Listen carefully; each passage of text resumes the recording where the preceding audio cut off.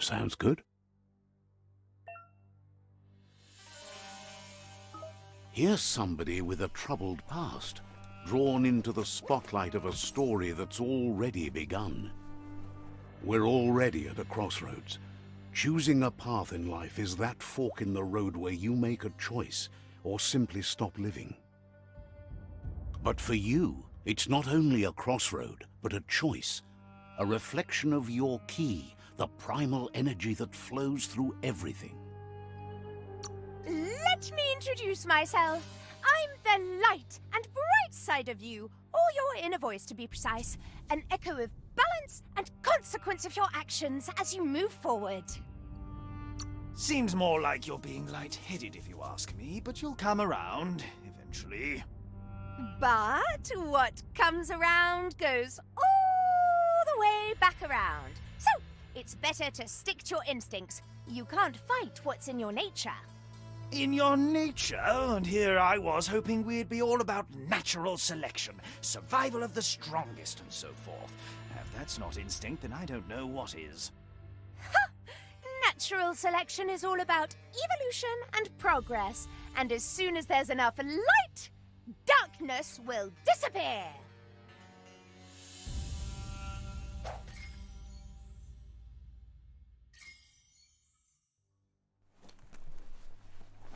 Right is always right.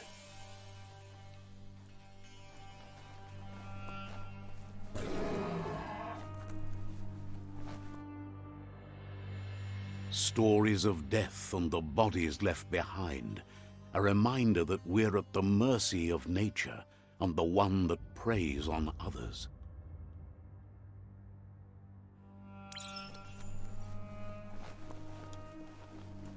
Do you remember the beast that shattered your family, or did you choose to forget? You turned your back on our world and got lost in your own. Meanwhile, the predator only grew stronger.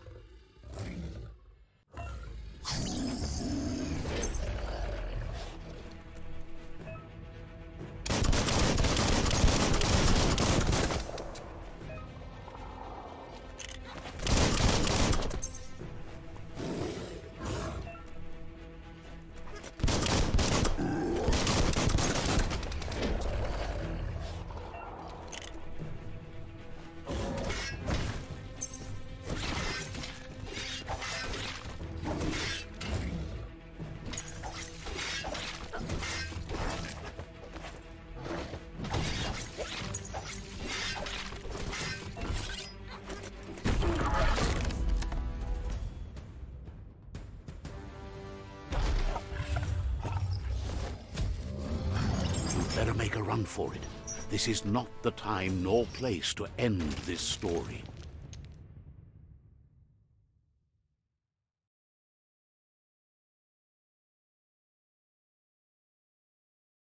This time, it was best to run and live to fight another day. Let us hope you're ready for it when it comes.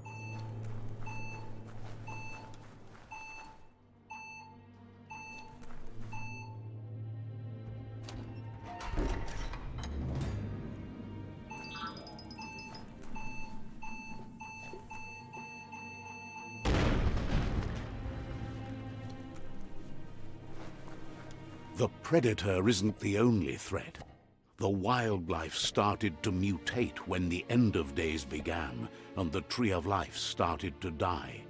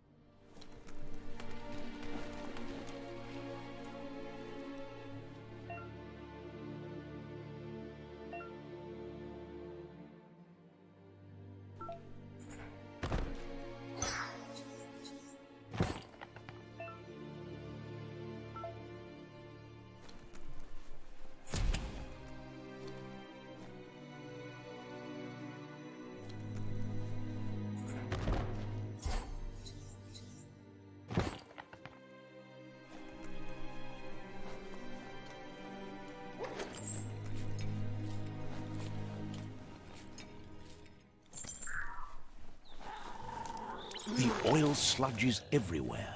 To most, it only means death, but some have adapted to the new environment and changed with it. Evolution has its ways.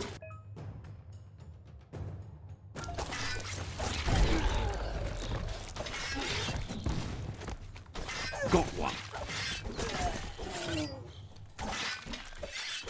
Sharp steel.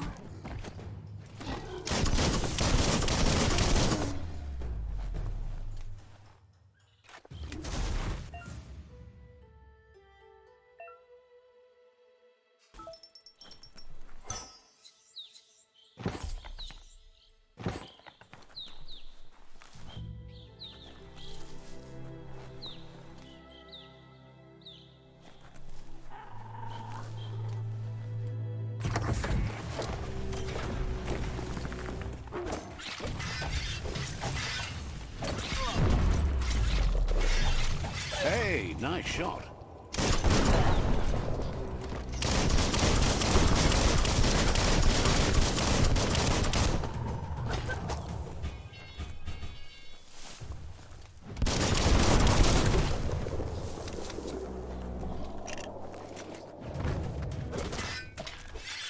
Gee.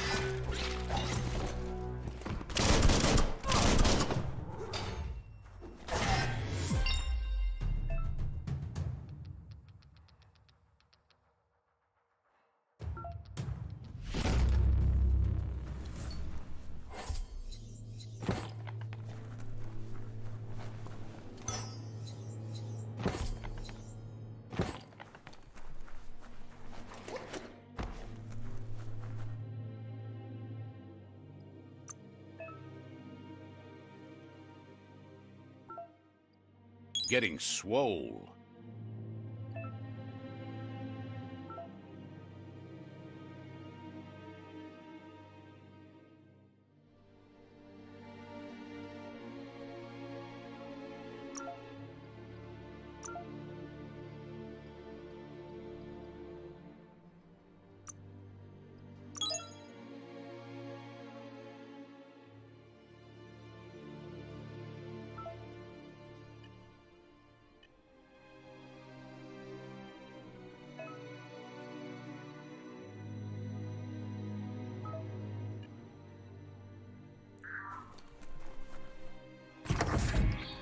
Look, an emergency box from the once was. A rare sight.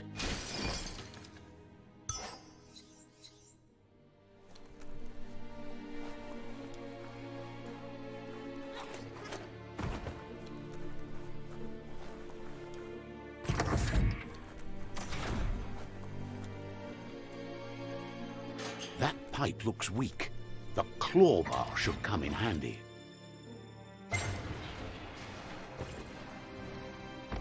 Whoa! It's time to find a way out of this place. No, really, I mean it.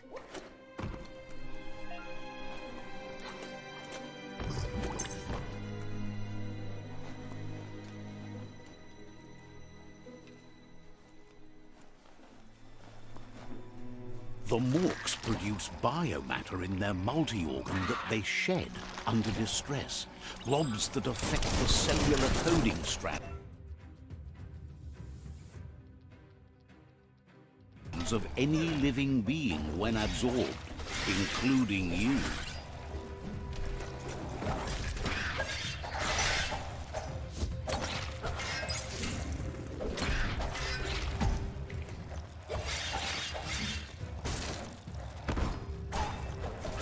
made the kill.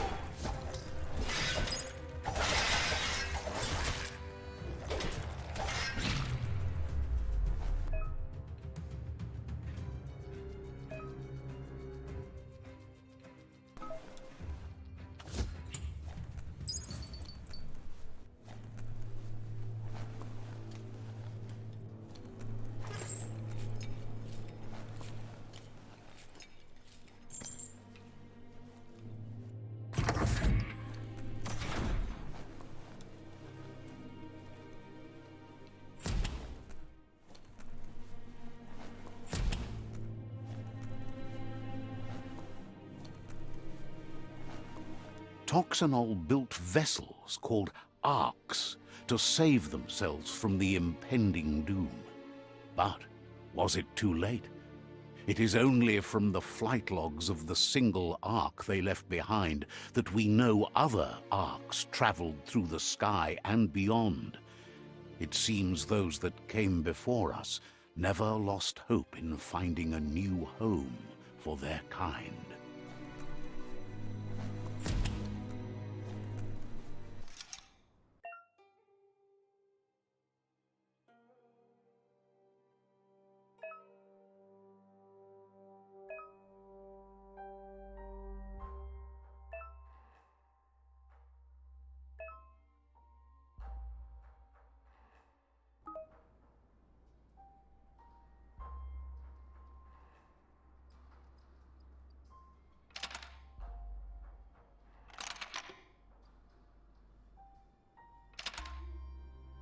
Just a few moves left. Make them count.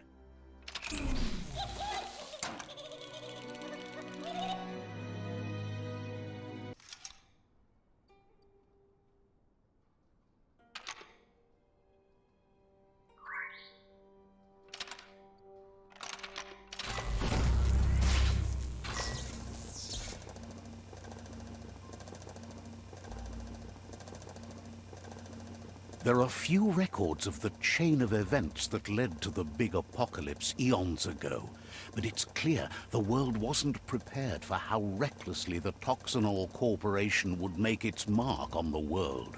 Their rare earth mining and nuclear industries generated tons of waste, and without consideration for the future, they dumped it all in landfills until they ran out of space. That's when they made the big mistake. They began dumping the toxic waste in the surf just off the coast instead, assuming that it would sink and decay with time.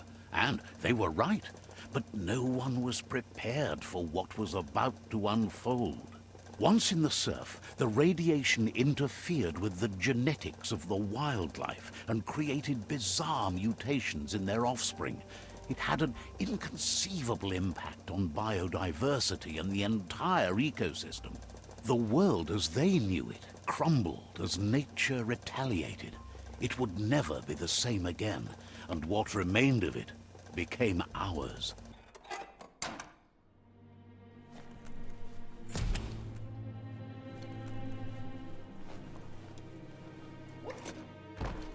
The sound of spark metal going pew-pew is never a good thing. It's coming from behind that door.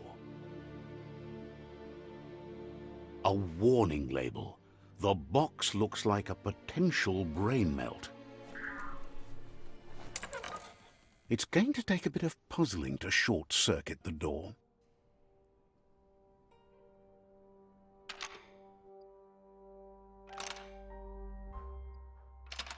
Just a few moves left. Make them count. There you go.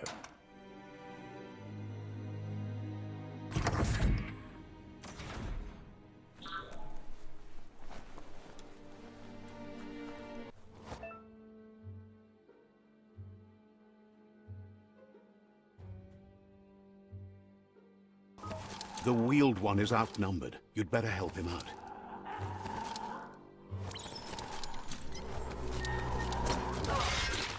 Close encounter.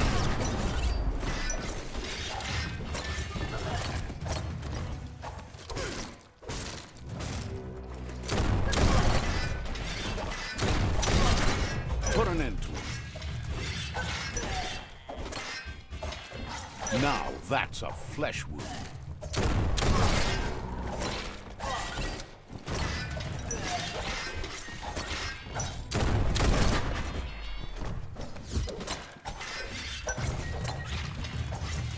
Slice him down. That's the last of them. Let's talk to the wheeled one before backup arrives.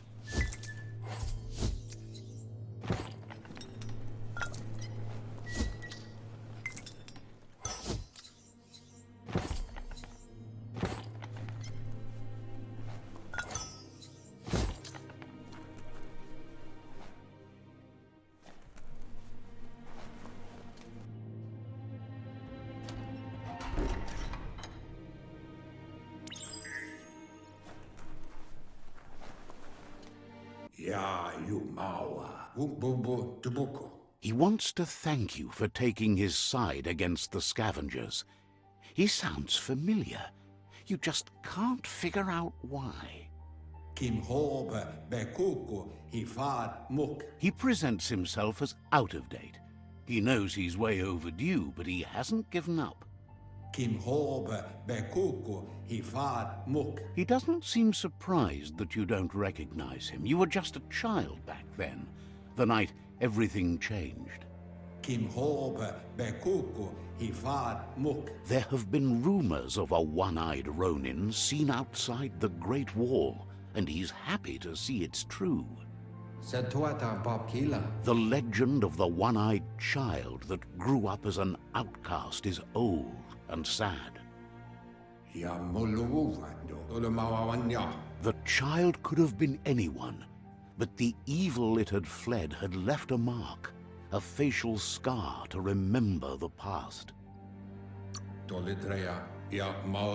How Lupa Lupin somehow left you alive after his raid on the old village. He must have had a purpose with that. The question is, what?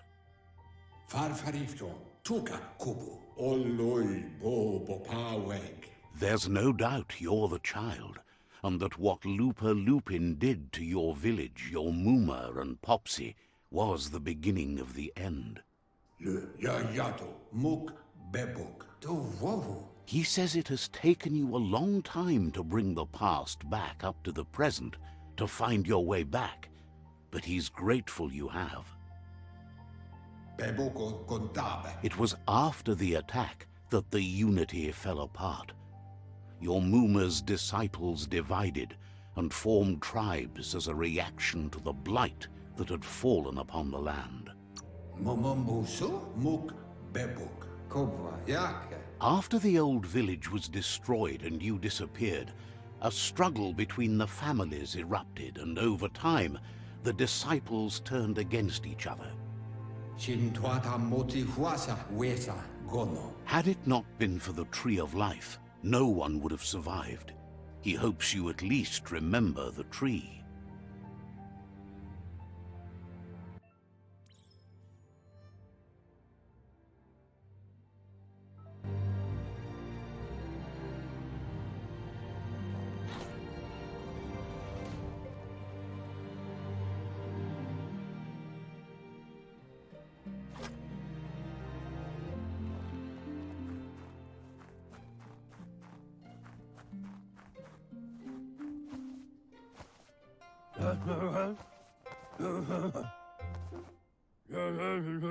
Asks if you were tired, as it's a bit of a hike here from the village. He wonders if your Muma knows you are here.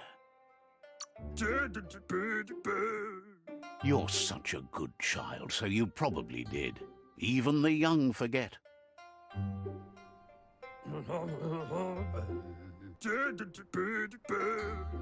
He understands why you came all the way out here, to see them, the potato people. The potato people, or Nono, are a wonder, somehow interlinked with this little tree here, fueling its source of life.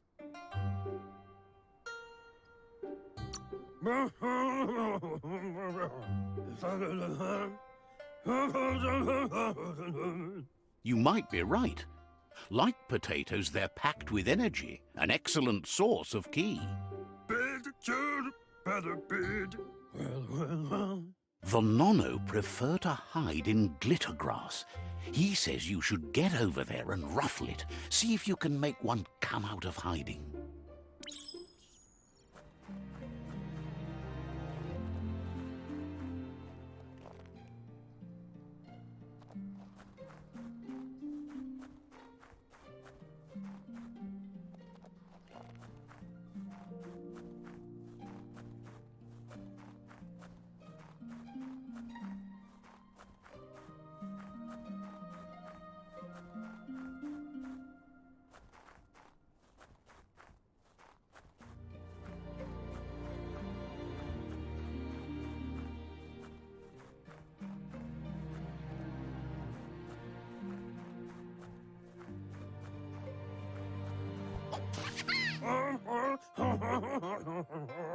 You found one. You should be proud. They don't come out for everyone. The Nono's key energy is just what the Pensai needs to complete its cycle and grow into a tree of life.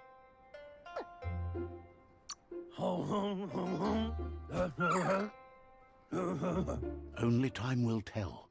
At least his intention is to dedicate his life to it. He has the feeling the fate of the world depends on it. You'll need to support the tree for a long time to come. The only way it'll grow tall is with the burst of ki released from the Nono as they become one with the tree. You'll need a net to catch the Nono, and he wants you to use his, but asks you to be gentle. The Nono are sensitive beings, an embodiment of ki, the primal energy.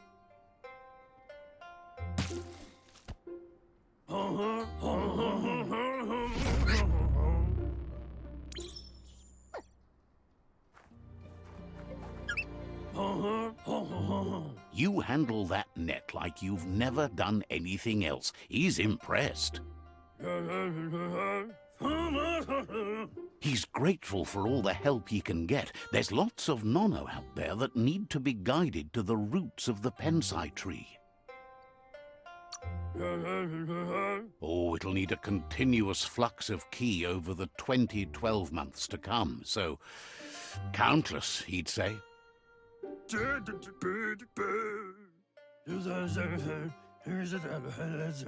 One day, he hopes the tree will have grown tall enough to sustain the world. But today, your focus is getting this one to become one with the tree.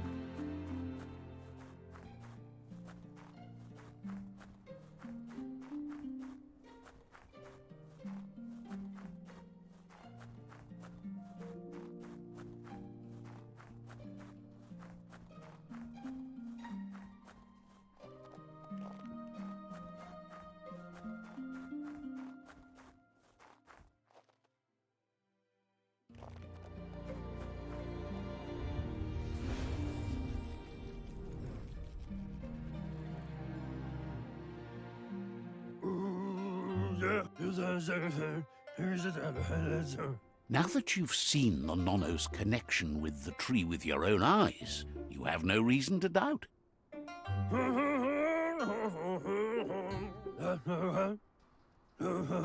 From this day on, he'll make nurturing the Pensai into a tree of life, a life goal, not only for our village's sake, but for all of us, everyone. One day, the land won't be as peaceful.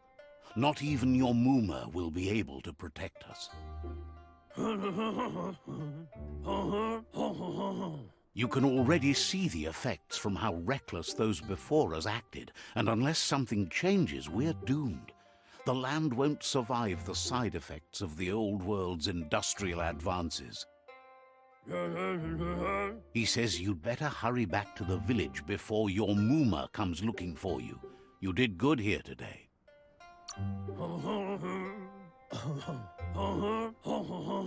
No, she's got lots on her mind and needs rest after the raid last night on the Lupin camp with her disciples.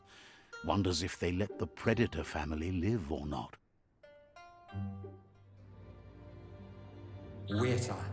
He lost you there for a while, but no memory is alone. It's part of a trail you can follow.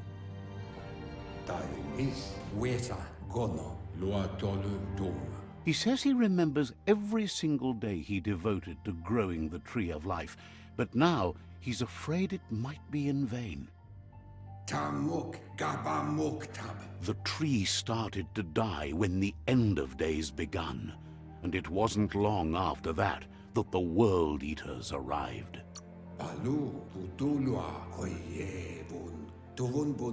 The genetic evolution that occurred after the apocalypse that Toxanol Corporation inflicted on the land set the World Eater's DNA into overdrive.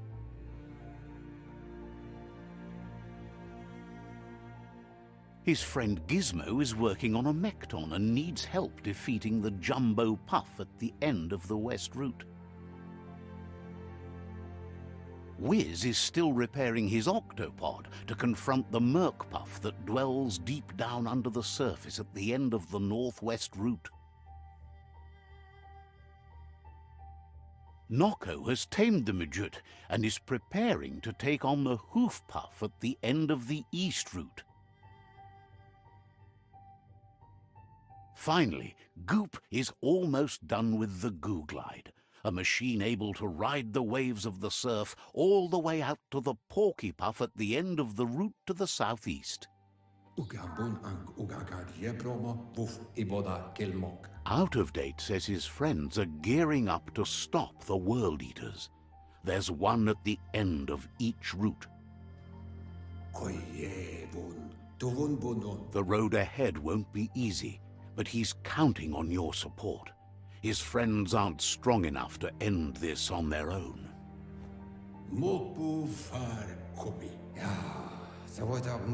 He wants you to understand that you'll all die if the tree isn't saved. His friends have prepared something specific for each World Eater. The Mekton, the Octopod, the Majute, and the Goo Glide are almost ready to ride. Wherefore, where we? Regardless, you'll meet again once you've played your part in the tribe war and the situation with the World Eaters.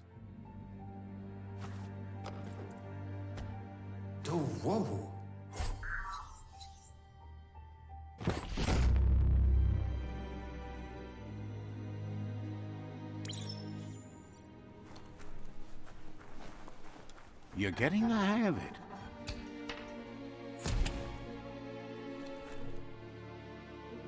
Quickest way out is through the roof where they came in, and the rope looks strong enough to climb.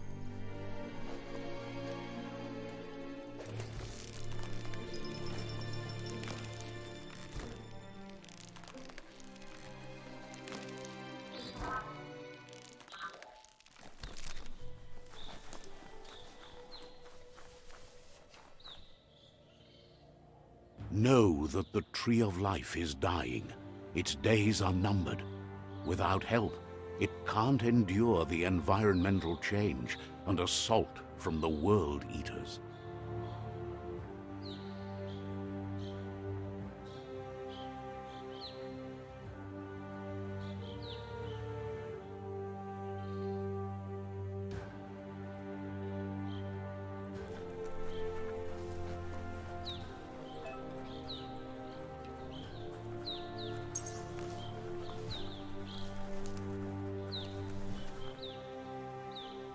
A signpost maps it out for the cartographically challenged.